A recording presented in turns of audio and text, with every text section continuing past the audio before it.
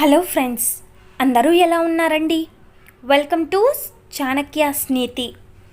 అమ్మో, పక్కింటివాడు కారు కొన్నాడు, నా బతికిలా ఇంకా డొక్కు బైకే. నా బతుకు, వాడు రోజూ రెస్టారెంట్లో ఇష్టం వచ్చినవన్నీ తింటున్నాడు. నా బతుక్కి రోజు ఈ లంచ్ బాక్స్ మాత్రమే. నాతో పాటు చదువుకున్నవాడు ఇప్పుడు లక్షలు లక్షలు సంపాదిస్తున్నాడు. నేను ఇంకా ఈ 10,000 రూపాయల జీతంతోనే నెట్టుకు రావాల్సి వస్తుంది. ఇలాంటి బతుకు ఎందుకు ఇచ్చావు దేవుడా అంటూ గుర్తుకు వచ్చినప్పుడల్లా ఆ దేవుణ్ణి కూడా తిట్టుకుంటూ బాధపడుతున్నారా? ఒక్కటి గుర్తుంచుకోండి, నేను ఒక్కటి చెబుతున్నాను. కాళ్ళు లేనివాడు నడిస్తే బాగుండు అనుకుంటాడు, కళ్ళు లేనివాడు చూడగలిగితే చాలు అనుకుంటాడు, చెవులు లేనివాడు వినాలి అని ఆశపడతాడు. ఎందుకంటే వాళ్ళకి వాటి విలువ ఏంటో తెలుసు కాబట్టి. కాళ్లతో నడుస్తున్న ప్రతిసారి పల్లకిలో వెళ్ళేవాణ్ణి చూసి ఎందుకు బాధపడతావు? ఒక్కటి గుర్తుంచుకో, కాళ్ళు లేక కర్ర సహాయంతో నడిచేవాడి ధైర్యం కూడా నువ్వు గమనించు. నీ ఎదురుగా ఎవరైనా అందమైన స్వరంతో పాడుతూ ఉంటే నువ్వు అలా పాడలేకపోతున్నందుకు అసహించుకుంటావు ఎందుకు? మాటలు రాని మూగవాడి వేదన గురించి ఒక్కసారి ఆలోచించు. మహారాజులా ప్రతిరోజు పంచపక్ష పరమాన్నాలు తినలేకపోతున్నాను అని కన్నీరు పెట్టుకుంటావు ఎందుకు? కటిక దరిద్రంతో బాధపడుతూ ఒక్క పూట భోజనం కోసం భిక్షం ఎత్తుకునేవాడి దీనావస్థను ఒక్కసారి ఊహించుకో, గుర్తుపెట్టుకో.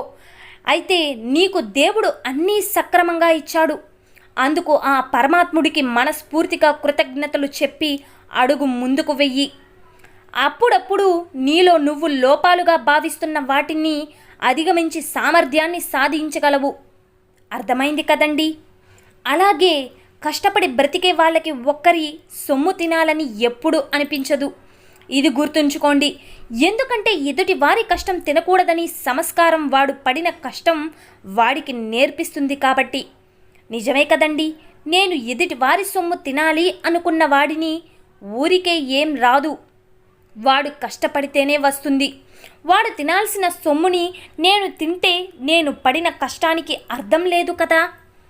అలాగే ఈ అర్థం చేసుకుని ఒకరి సొమ్ము తినకూడదని ఆలోచనతో బ్రతుకుతాడు. సుగ్రీవుడికి సొంత అన్ననే శత్రువు, పాండవులకు పెద్దనాన్న కొడుకులే శత్రువులు. అలాగే శ్రీరాముడికి తన పినతల్లే శత్రువు. నిజమే కదండి? మన రామాయణ మహాభారత చరిత్రమే చెబుతుంది మన సొంత వారే మనకు శత్రువులు అని. అందుకే మన అనుకున్న వారితో కాస్త జాగ్రత్తగా ఉండాలి అని చెప్పకనే చెప్పారు మన చాణక్యులు వారు. గొప్ప దాంపత్యం అంటే తన వద్ద ఏమీ లేనప్పుడు నీతో నేనున్నానని భరోసా ఇచ్చే భార్య, అలాగే వృద్ధాప్యంలో నీకు నేనున్నాను అని అండగా నిలిచే భర్త ఉండడమే. భార్యాభర్తల బంధం అనేది 2 హృదయాలకు సంబంధించింది. ఎట్టి పరిస్థితుల్లోనూ మూడో వ్యక్తి జోక్యానికి తావు ఇవ్వకూడదు. భరించలేని బంధం కాదు భార్యాభర్తల బంధం అంటే. కట్టె కాలేదాకా ఒకటిగా ఒకరి కోసం ఒకరు కలిసి బ్రతికే బంధమే భార్యాభర్తల బంధం అంటే.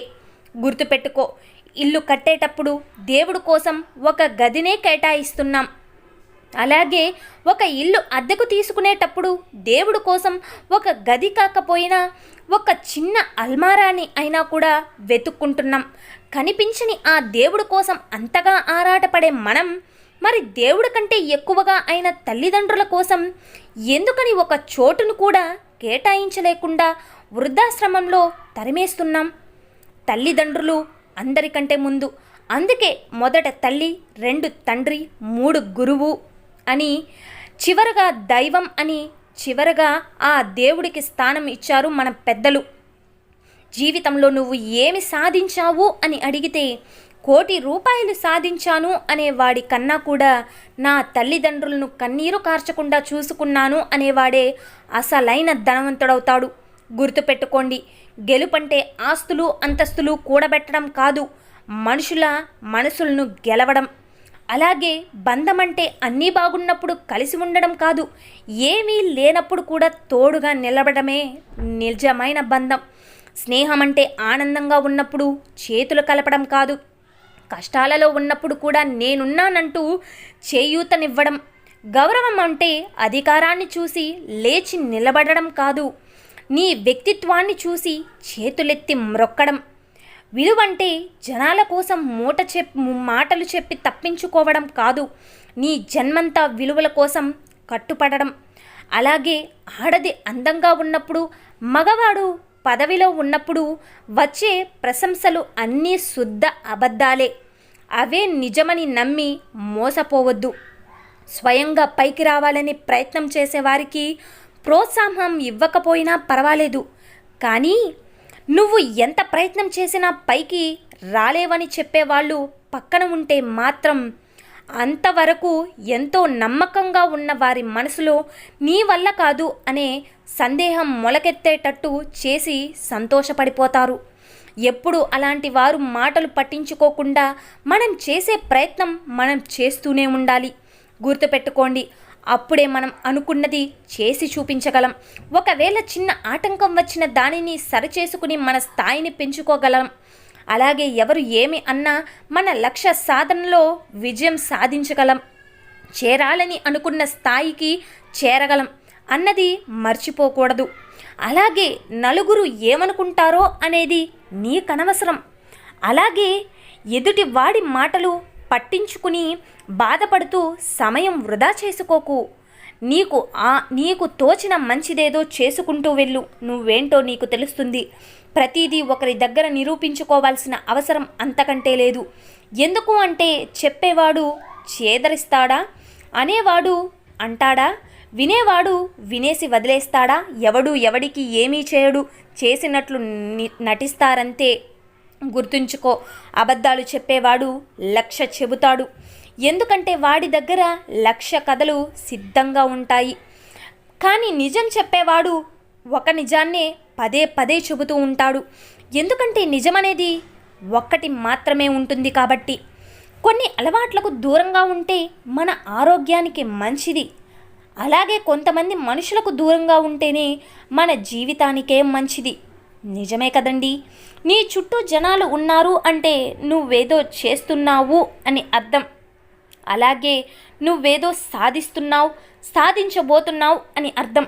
నీ దగ్గర ఏదో ఉంది అని అనిపించినంత వరకు నీ చుట్టూ చాలామందే ఉంటారు.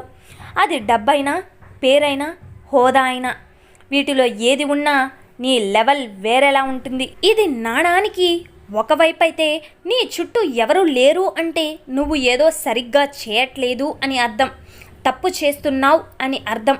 నీ చుట్టూ ఎవరు లేరు అంటే నీ దగ్గర ఏమీ లేదు అని అర్థం. ఎందుకంటే మనిషి చుట్టూ అవసరాల చుట్టూ మనుషులు. దీనికోసం వేషాలు మారుస్తారు, మోసాలు చేస్తారు, వాడుకుంటారు, అలాగే వదిలేస్తారు కూడా. మనకున్న బాధ ఎదుటివారితో చెబితే వారి దృష్టిలో మనం లోకువ అయిపోతాం అని గుర్తుపెట్టుకోండి. మన బలహీనత ఎదుటివారితో చెబితే ఇంకా బలహీనులం అయిపోతాం. గుర్తుపెట్టుకో, మన సంతోషాన్ని ఎదుటివారికి చెబితే మంచి స్నేహితులం అవుతాం. మన బాధలు, బలహీనతలు, కష్టాలు ఈ సమాజానికి అవసరం లేదు. కాబట్టి మన బాధలు, బలహీనతలు మనలోనే దాచుకుని సంతోషాన్ని మాత్రమే వ్యక్తం చేసి మనము సంతోషంగా ఉందాం, అందరినీ సంతోషంగా ఉంచుదాం అనేదే ఇదే నిజం, జీవిత సత్యం. తాళంతో పాటే తాళం చెవి కూడా తయారవుతుందని గుర్తుపెట్టుకో. అలాగే సమస్యతో పాటు పరిష్కారము ఖచ్చితంగా ఉంటుంది. దానిని మనం వెతుక్కుంటూ పోవడమే. గెలవకపోవడం ఓటమి కాదు, మళ్ళీ ప్రయత్నించకపోవడమే అసలైన ఓటమవుతుంది. గుర్తుపెట్టుకోండి, విజయం మనకు ఒకే దారిని సూచిస్తుంది, కానీ అపజయం 100 పరిష్కారాలను అందిస్తుందని గుర్తుంచుకో. అందుకే పరిష్కారం లేని సమస్య గురించి చింతించకు, పరిష్కారం ఉన్న సమస్యను వదిలిపెట్టకు. అలాగే శత్రువునికి కూడా ఒక అవకాశం ఇవ్వాలి. ఎందుకంటే స్నేహితునికి 2 అవకాశాలు ఇవ్వాలి, కానీ నమ్మక ద్రోహం చేసేవాడికి కనీసం 1 అవకాశం కూడా ఇవ్వకూడదు. ఎందుకు అంటే కాదని ఇచ్చినట్లయితే మీ వినాశనానికి మీరే కారణమవుతారు. గుర్తుపెట్టుకో, మిమ్మల్ని ఒక్కసారి వద్దనుకుని వదిలేసిన వారు మరలా పిలిచారని పరిగెత్తకు. వెళ్లే ముందు ఈసారి చేసే అవమానం ఇంకెంత ఘోరంగా ఉంటుందో అనుభవించాల్సిన బాధ ఇంకెంత కష్టంగా ఉంటుందో అని ఒక్కసారి ఊహించుకో, నీకే అర్థమైపోతుంది. సో చూశారు కదండి ఇవాల్టి వీడియో. ఈ వీడియో మీకు నచ్చిందనే అనుకుంటున్నాను. నచ్చితే చిన్న లైక్ చేయండి. అలాగే మన ఛానల్ ఎవరైనా స్టార్టింగ్ చూస్తున్నట్లయితే సబ్స్క్రైబ్ చేసుకోండి. ఇలాంటి చాణక్య నీతి మోటివేషనల్ వీడియో మీకు నోటిఫికేషన్ రూపంలో రావాలి అంటే పక్కనున్న బెల్ సింబల్ని క్లిక్ చేయండి. నేను పెట్టే ప్రతి వీడియో మీకు నోటిఫికేషన్ రూపంలో వచ్చేస్తుంది. Thank you for watching friends. రేపటి వీడియోలో చాణక్యుల వారు మనకి ఏం సందేశాన్ని ఇవ్వబోతున్నారు అన్నది రేపటి వీడియోలో అయితే మళ్ళీ మనం తెలుసుకుందాం.